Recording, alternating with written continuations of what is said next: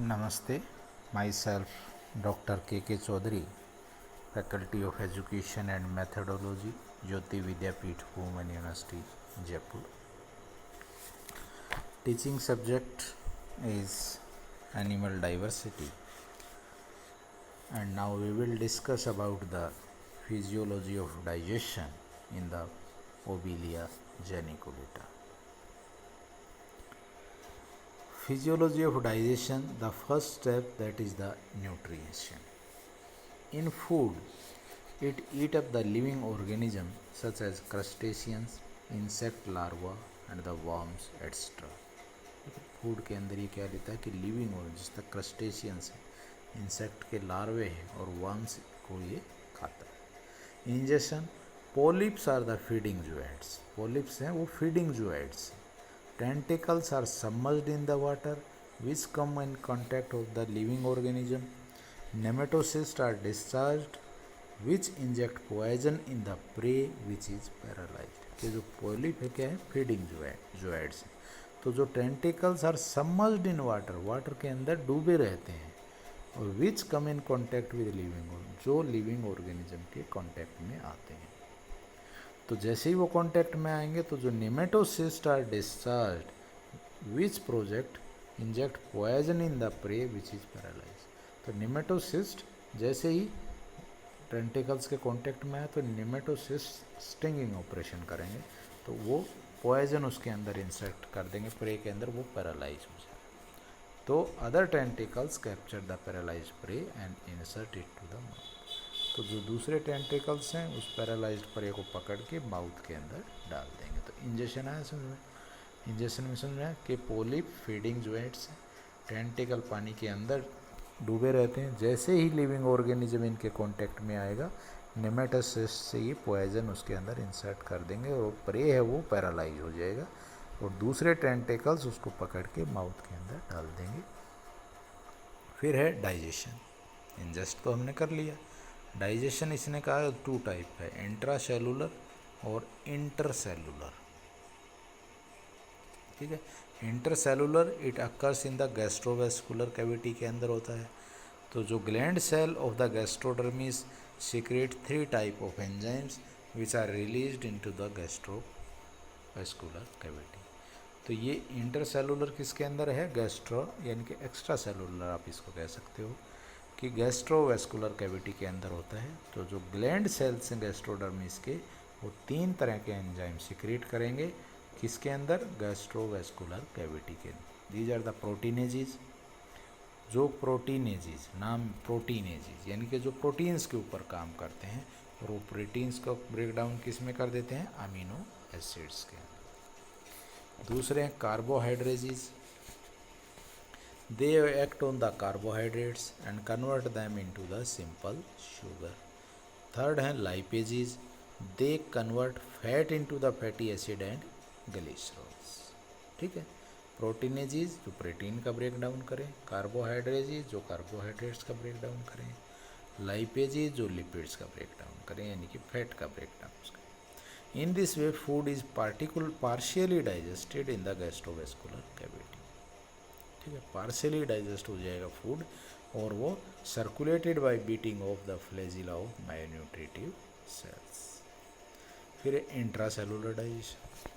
ये myonutritive cell, अब जो पार्शियली डाइजेस्टेड था वो चला गया मायोन्यूट्रिटिव सेल्स के अंदर. ये मायोन्यूट्रिटिव सेल्स के अंदर होता है. Myonutritive cells form a cup shaped pseudopodium around the food particle present in the gastrovascular cavity. Intracellular digestion में क्या है, जो मायोन्यूट्रिटिव सेल्स हैं, जिस तरह अमीबा करता है, अमीबा की तरह क्या है कि वो एक कप शेप्ड सूडोपोडियम बनाएगा जैसे ही फूड पार्टिकल उसके टच में आएगा गैस्ट्रोवेस्कुलर कैविटी.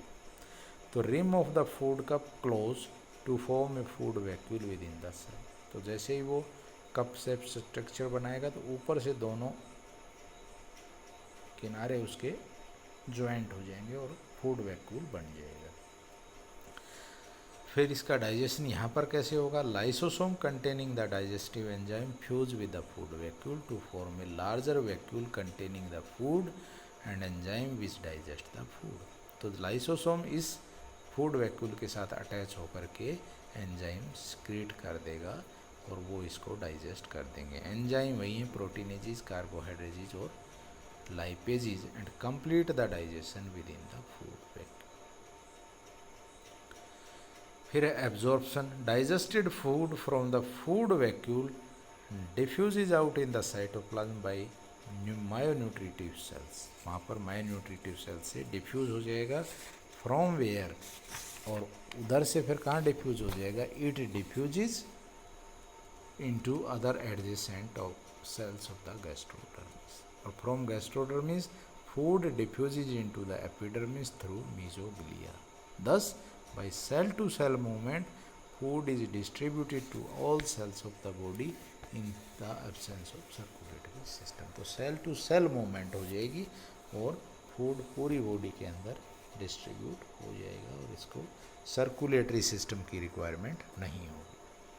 फिर एसिमिलेशन के जो डाइजेस्टेड फूड है is then undergo following chemical reaction. Opposite हो जाएगा डाइजेशन के एसिमिलेशन, यानी कि sugar plus oxygen, CO2 plus water plus energy, amino acid मिल करके प्रोटीन्स, फैट मिल करके फॉस्फोलिपिड्स और शुगर आपके ग्लाइकोजन की फॉर्मेशन हो जाएगी।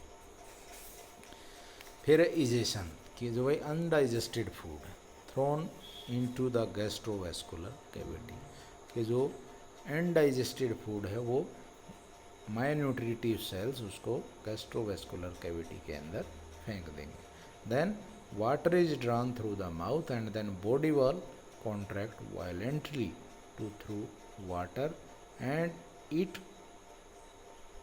content out through the mouth to bring digestion। तो माउथ के थ्रू पानी लेंगे और फिर वो एकदम बॉडी है, बॉडी वॉल कॉन्ट्रैक्ट होगा तो पानी बाहर जाएगा, तो उसी के साथ आपका जो अनडाइजेस्टेड फूड था that goes outside the body. तो ये है physiology of the digestion into the Obelia geniculata. ठीक है, इसमें फर्स्ट बता दिया कि भाई न्यूट्रिशंस के अंदर कि भाई लिविंग ऑर्गेनिज्म क्रस्टेशियंस हैं, इंसेक्ट के लार्वाज हैं, वर्म्स हैं, इनको लेता है। इंजेस्ट कैसे करता है कि जो पॉलिप हैं वो फीडिंग ज्वाइड हैं, पानी के अंदर डूबे रहते हैं। जैसे ही लिविंग ऑर्गेनिज्म कांटेक्ट में आया तो निमेटोसिस्ट सेल उनके अंदर पॉइजन इंजेक्ट कर देंगे और वो प्रे है वो पैरालाइज हो जाएगा। पैरालाइज प्रे को जो दूसरे टेंटिकल्स हैं वो पकड़ के माउथ के अंदर डाल देंगे।